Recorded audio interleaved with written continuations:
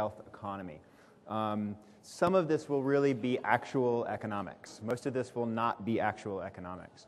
I gave a similar lecture last year, and now that I talk about economics, people kind of assume, well, I was a finance major in college, and I finally get the opportunity to bore people just like I was bored once. But that's actually not at all how I got into thinking about economics. I came into it from a completely backdoor direction. I got into emergency medicine partly because I knew that I was not going to be a good business person. I was not going to hustle for every dollar. I wasn't going to check people's wallets before I took care of them. I wanted to do something that allowed me, the door opened, I took care of you. Didn't matter what you had, didn't matter whether you could pay me for it, I was going to provide you with care. But I also kind of like to go to warm places and go out to dinner and have a glass of wine periodically, so I wasn't going to do it for free. So it was important for me to do something where I didn't really have to worry about the money. And so I avoided ever thinking about economics because I thought that's what it was about. But eventually what happens when you take care of patients in emergency departments is you figure out that not just what's wrong with this patient, but why is this particular patient here right now in front of me in my particular emergency department? And so you begin examining those incentives that drive people into your department, the incentives of the patients themselves, the incentives of the families, the incentives of the physicians that send them there, the things that happen in the entire system that drive people into your emergency department. And pretty soon you find out that's economics. Economics is a science of decision-making, why people are incentivized to make the decisions that they make. And the money and the mathematics is really just about keeping score. So what we're going to talk about is some of the general economic conceptual tools that are useful in health economics, why they're different than other economic models. And we're going to spend most of our time actually examining the path to our current payment system, some of the revenue streams and payment models that we use, and also some possible future changes. A couple things about sort of general economics. Anything that can be described as an economy is essentially about trade. And in its simplest form, that's trade between two people. Basically, two people are going to engage in a trade if both of them think they'll be better off afterwards. You know, it so happens that I have $5 in my pocket. You have a sandwich, I want a sandwich, you want $5, we make a trade, everyone's better off. That's essentially all that it is.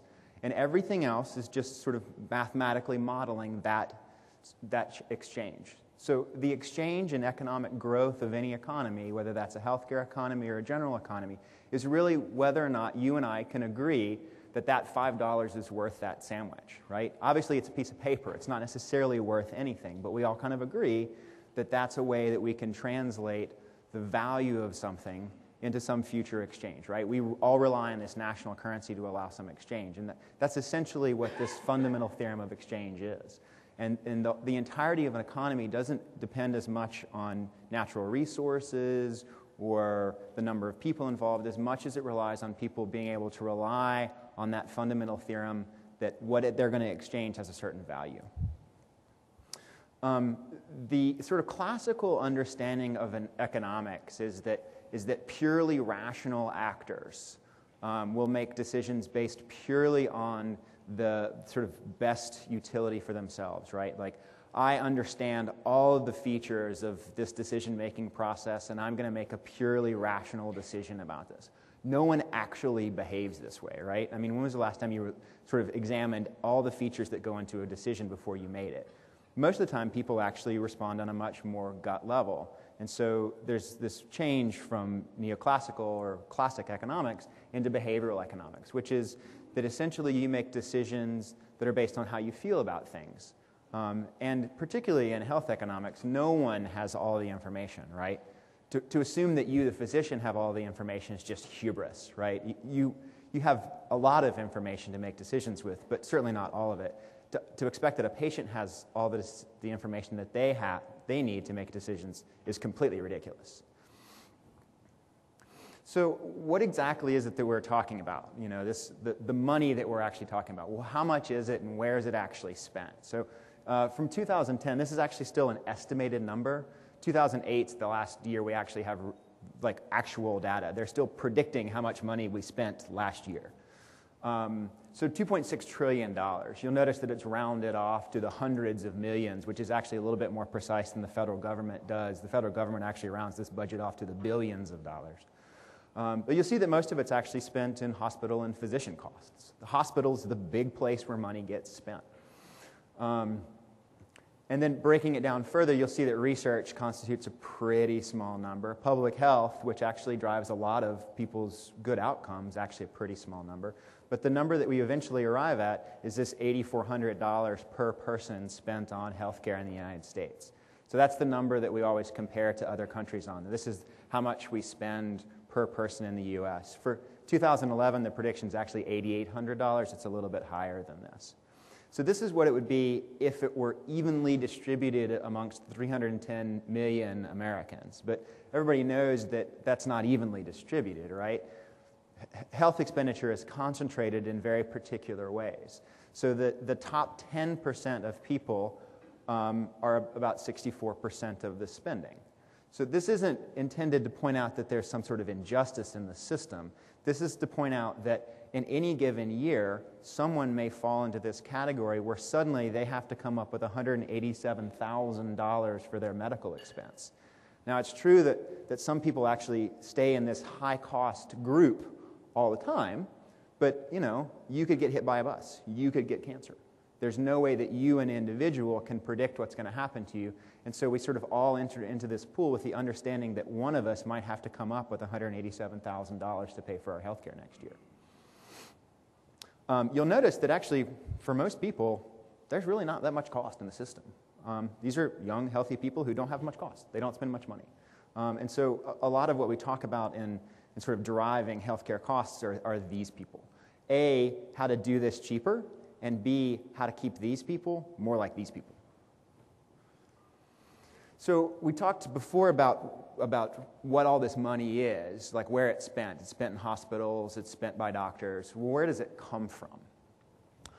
Right now, Medicare provides a lot of it, right? So 20%, or about $1,600 per person in the U.S., comes from Medicare to pay for health care. This pay deduction we'll get into a bit later, but essentially what this is money the federal government does not recoup from costs paid by employers and employees into the system, where they get sort of a tax subsidy for the health care they get from their employer. Medicaid makes up 16%, and there's a couple of small percentages made up by other governments. So in sort of a rigorous calculation, about 48% from the federal government. For the next decade, $6.4 trillion of federal funds will be spent for healthcare. So this is not the percentage of the GDP that we talk about, the 16-17% of GDP. This is 15% of the federal budget, period, for everything.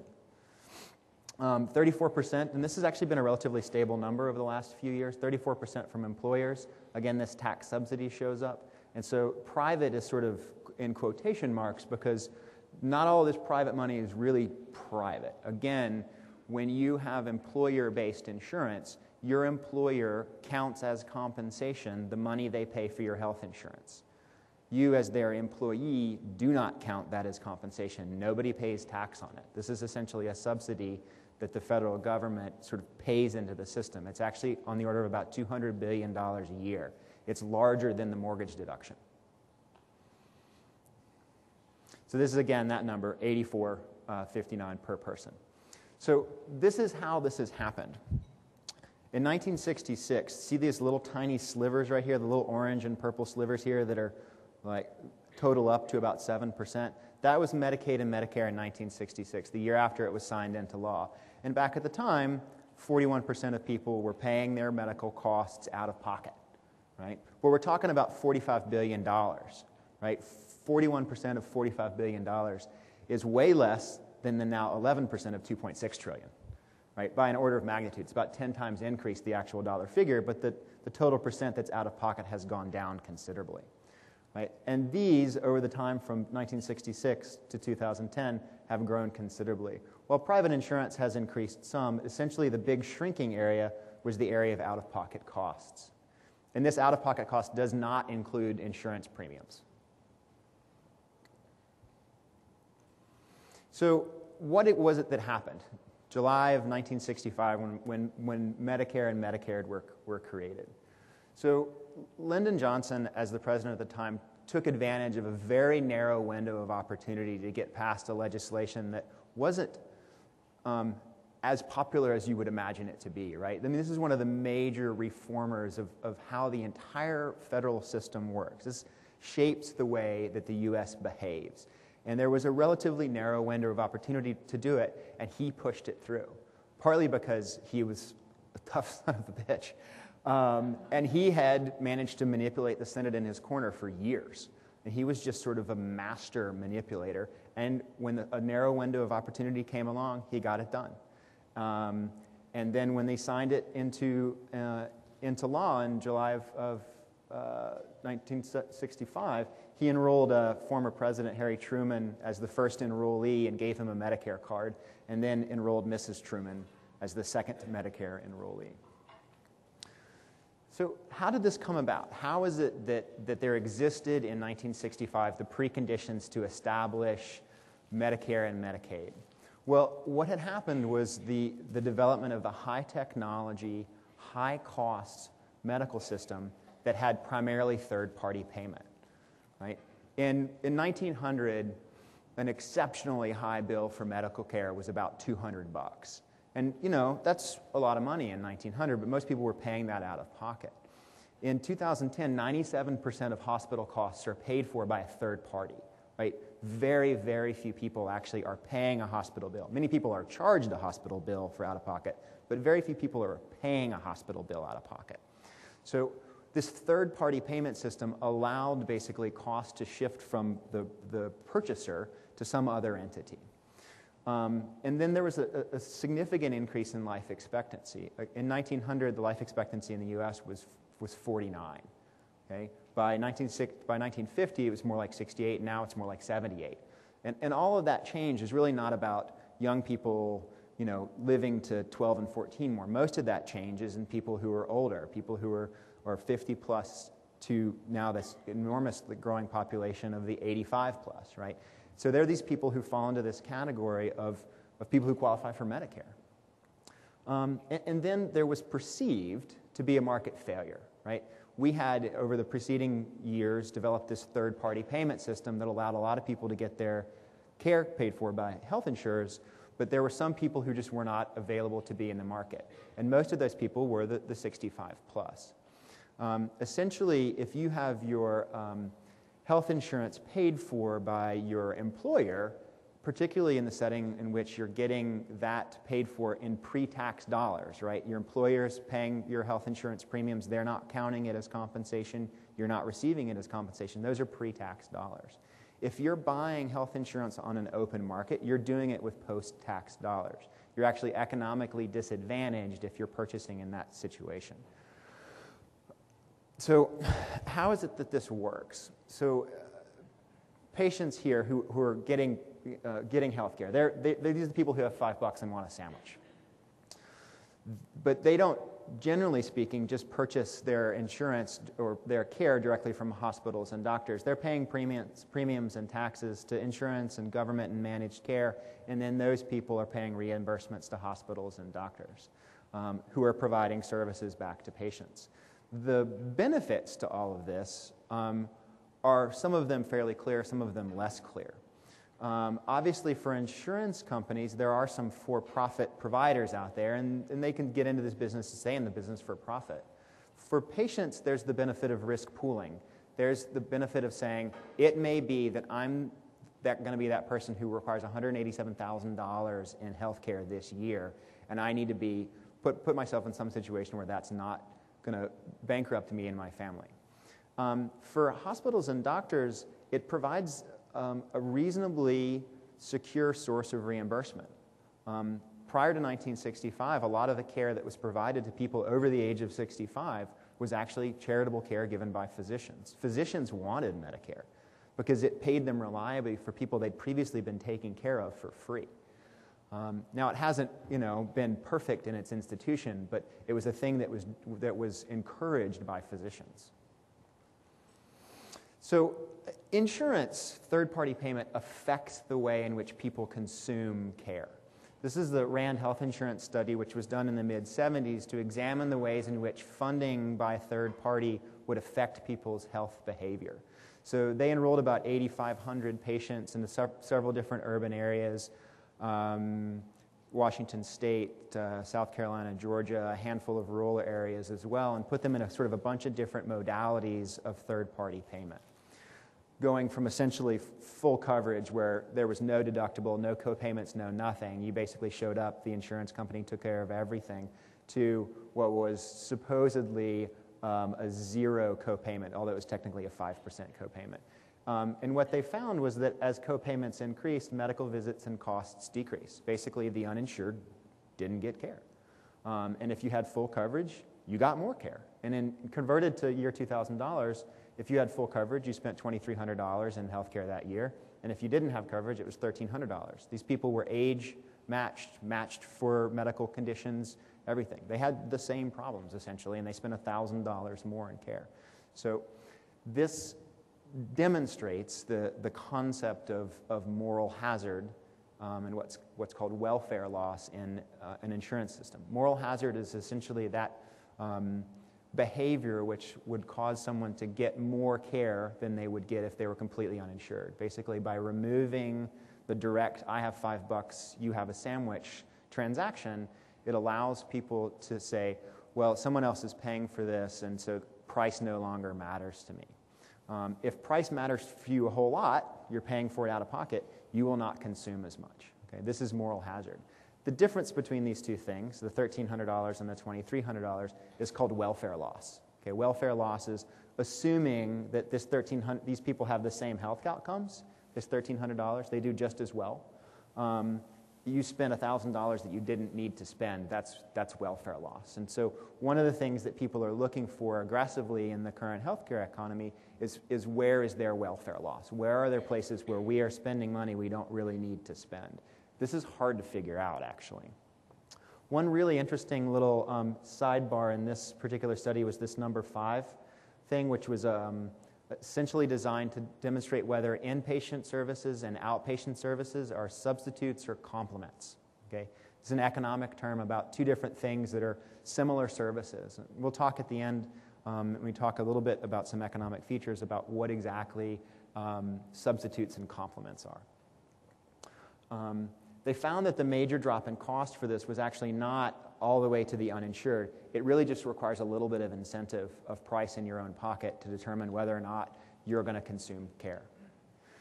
So private market insurance, the sort of business of health insurance, is not a business of taking risk. It's a business of pricing risk. Right? So let's say, for instance, I'm a small insurance company, and I have as my the people that I insure 100 superfans. Okay? In any time frame, one of these guys is going to need a cabbage for 3-vessel coronary artery disease. And that time frame may well just be lunch. I mean, it may not take that long. The point is those 100 guys in any time frame, one of them's going to have a 3-vessel coronary artery disease and is going to need a cabbage. And if me, the insurance company, can negotiate for $75,000 for the full cost of that cabbage, then I can charge $750 per each one of those 100 guys and come up with what's called an actuarially fair premium, meaning that I know I'm going to lose $75,000. Each one of them pays me $750, and the one of them who gets the cabbage has his cost covered. The cost goes up a little bit from what's called load. That's basically the administrative process.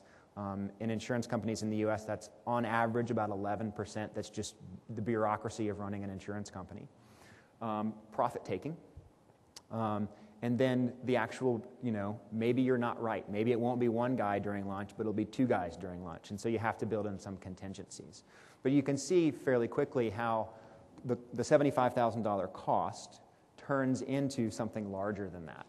And also that the real deal to this is having a large enough pool to be able to figure out how many people are going to have a problem at any given time, right? So if the pool is sufficiently large, or if it's sufficiently homogeneous, it's very easy to pick what's going to happen over the course of a given year.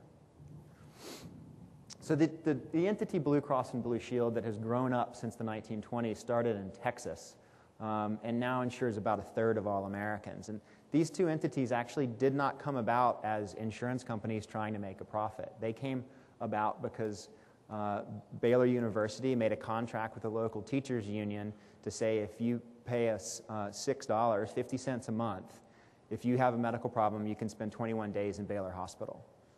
turned out to be enormously popular, and so to figure out which hospitals were participating, they put a big Blue Cross on the outside of them, and that's how Blue Cross started. Blue Shield was actually an industrial project out in the Pacific Northwest, very similar to the industrial project in Desert City, California, that was the origin of Kaiser, that basically provided medical care for industrial workers. Government intervened in a number of different ways, but one of the more prominent ways they intervened was during World War II, when they froze wages in an effort to basically prevent people from increasing their wages. Companies went out and offered benefits instead. And so over the course of about 2 decades, health insurance associated with your employment went from about 5% of Americans to well over 50%. So in the post-World War II era, suddenly there was this large middle class, more than 50% of them insured by private health insurance. You know, there was this great belief in American industrial power and the good life, and that you could live forever and ever and, you know, behave like you were 20 when you were no longer 20. And medicine had changed from, in 1900, essentially a bunch of white guys who carried around a black leather bag and looked at you seriously while they watched you die, to something that could actually help you, you know, get better. So in 1900, this guy Samuel Preston did a study that demonstrated that the children of physicians had the same health outcomes as the children of factory workers. Right? It's not because there was an egalitarian society where everyone got the same thing. It was that medicine in 1900 wasn't very good. So, you know, in the change from 1900 to 1965, suddenly we had a high-cost, high-technology medical system that actually saved people's lives. And as GDP rose, the extent to which we spent money on healthcare increased at a far greater level than GDP rose. So this is an economic concept called income elasticity. Right? Healthcare has an income elasticity of greater than 1. It cannot be tied to income. And this is actually the inherent flaw in the SGR. Tying increases in healthcare costs to GDP is basically trying to make this particular good or service behave in a way that it will not. So this market failure that was perceived in 1965, right? We had this high-cost, high-technology, reasonably successful health insurance or health delivery system, and older people and the poor basically were left out of it. Older people weren't attached to a major purchaser. They were not employed by big companies, and they basically had purchasing power that was significantly diminished because they were not in a big risk pool, right? They couldn't collect their risks with other people, and they were paying with post-tax dollars. So one of the market failures that was inherent, too, was that healthcare is essentially a public good. A public good, a good example of a public good is clean air. And it's not because clean air is cheap or easy to do or something that everyone necessarily agrees on how to achieve. It's that you cannot exclude someone in the United States from access to the breathable environment. Right? So a public good entered into a private market makes for a condition of market failure. And that was one of the things that seemed to be clear in 1965, was that as this third-party payment system came along, this was a public good, and there were some people who were locked out of this market. So not to necessarily endorse this particular point of view about justice, but one of the things that's sort of inherent about being American, and also sort of inherent about behavioral economics, is that people will not behave a certain way just because it's rational. They have to feel that it's fair, they feel that it's just. So this theory of justice says that if you didn't know how you were going to be in society, how would you behave? What sort of rules would you agree to that you'd enter into society, not knowing if you were going to be rich or poor or male or female or old and young? What would you agree to? And that was sort of the background, this theory of justice, this market failure, this high-cost, high-technology, third-party payment system that was present in 1965 when this bill was signed into law, and created Medicare, Medicaid, and CMS, which does a number of things. It actually has its finger in lots of different pies, actually. So in 2010 dollars, CMS actually makes up an enormous amount of what the federal government does, right? Their budget for 2010, $729 billion, with 5,000 employees. Okay? In contrast, the slightly less funded Department of Defense has 450,000 employees, right? What this means is that essentially every CMS employee is responsible for directing $145 million worth of funds. Most of the work that CMS does actually does via third-party contractors. So this is a very small number of employees, particularly compared to this number of employees, but obviously these two things are different. But you'll see that this is almost the same as all other federal expenditures, right? And you add up the two major social insurance features, and this is a large piece of the pie. The fact that someone managed to get this through Congress and signed into law, these two pieces right here, is stunning. So it's a social insurance program, which acts as a single payer. Social insurance basically means that almost everybody pays into it, and that there are defined eligibilities and benefits. In the interest of time, I'm not going to sort of delve too deeply into what Medicare does, all its many parts. But we're going to talk just a minute about how it actually pays physicians, because this is actually an area of some complexity that I think is probably helpful.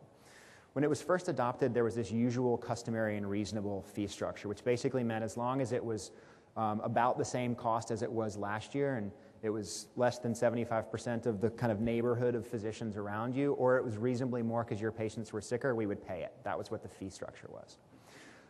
This is a terrifically good model for allowing physicians to demonstrate that their patients are sicker and they're a little smarter than their neighbors. And so it drove cost pretty strongly up from the 70s and 80s. And so a fee schedule was adopted, basically a schedule of all services with an agreed upon price that CMS continues to enforce.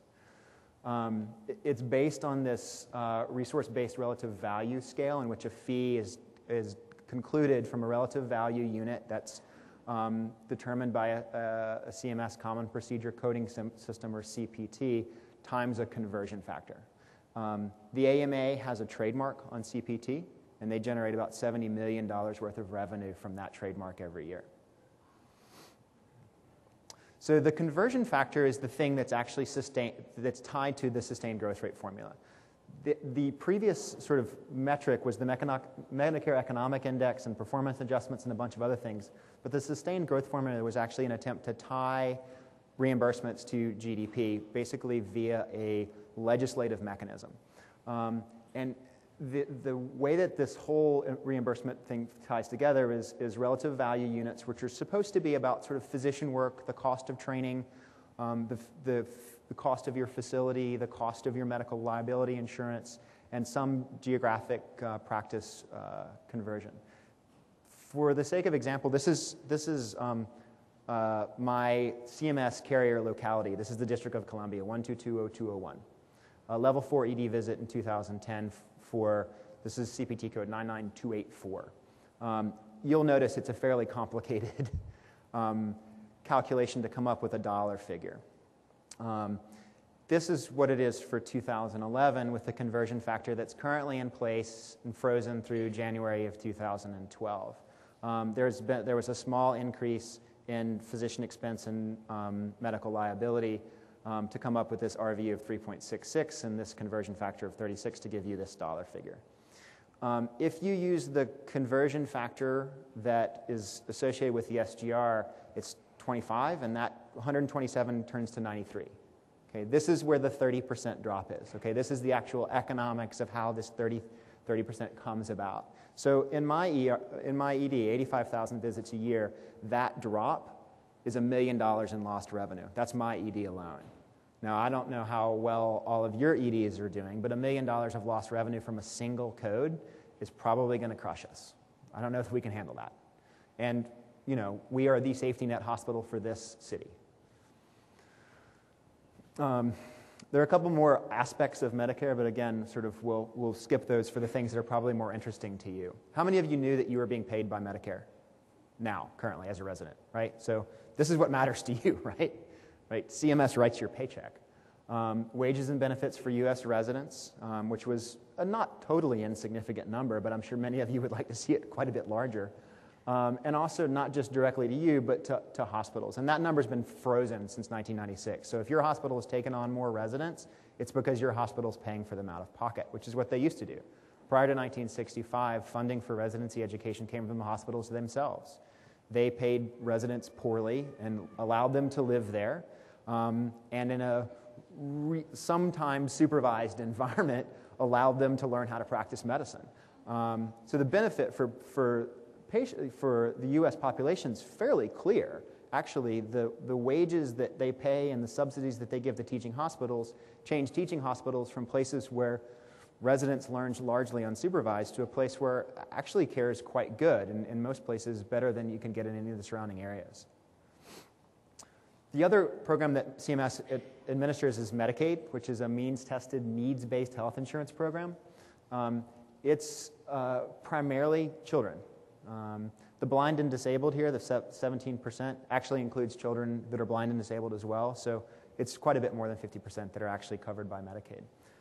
Medicaid pays for about close to 40% of all deliveries in the United States, and 60% of all nursing homes residents have at least some funding from Medicaid. One area that's kind of increasing concern for CMS is this age 65 plus. These are defined as dual eligibles. These are people who are paid for by both by Medicare and Medicaid. There's a new office in CMS, the Office of Dual Eligibles, for these very expensive and very vulnerable people. States are being crushed by the cost of Medicaid. 22% of the operating budget of states on average is Medicaid payments. Okay, if you add in their state payments for their own health insurance, states are being crushed by the cost of health care. And when new federal regulations extend it to 133% of the poverty level, those rolls are going to go up, and that's going to be very hard for them to find that money. What was originally SCHIP, which is now just CHIP, it was intended to sort of bridge the gap between those people who were covered by Medicaid and those people who weren't covered by private insurance. And it's spent a lot of money. It's been expanded significantly, and it continues to cover a lot of children.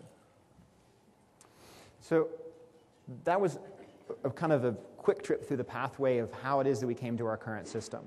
Path dependence is this social science term that identifies that how you get to a current situation is the result of how you've sort of developed that pathway along, and how you're getting it in the future is a result of who's currently sort of involved in those institutions. So what we have over the growing, the next few decades is how to figure out these dynamics and distribution and modern technology and information. Most other industries in America have been very squeezed to get leaner, to have fewer employees, to adopt technology, and for a large part of the previous 40 years, medicine has not had to do that. Now we're going to have to.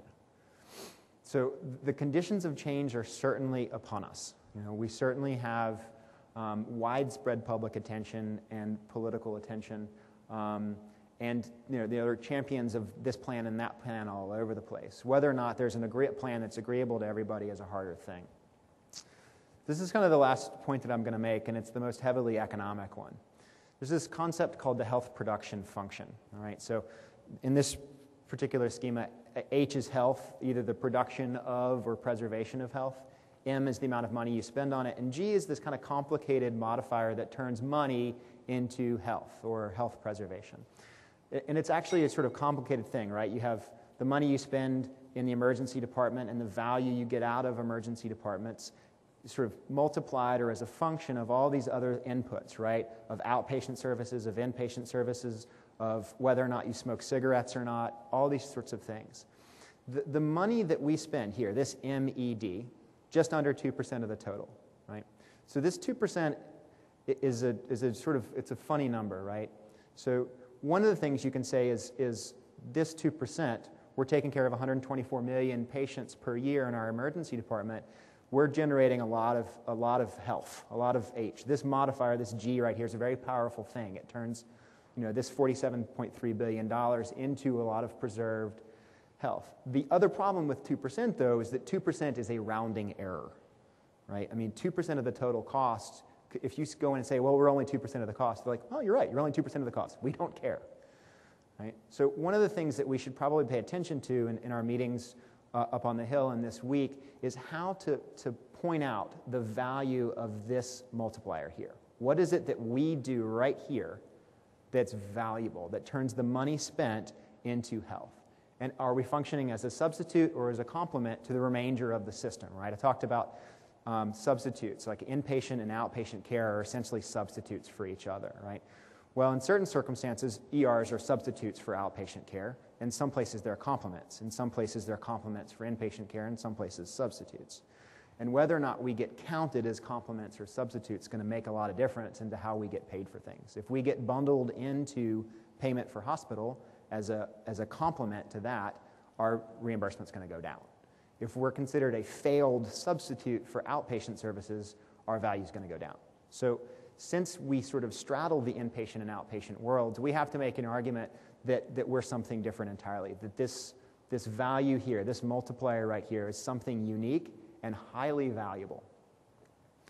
So we talked a bit about the general economic conceptual tools, some of the pathway things that got us to our current situation, and what I think is the important thing for us to stress in the future is the value that's specific to emergency departments, emergency medicine, that turns a relatively small number, that 2%, into a relatively large amount of health. So I have a considerably longer lecture on economic principles with lots of charts and graphs and calculations and things like that.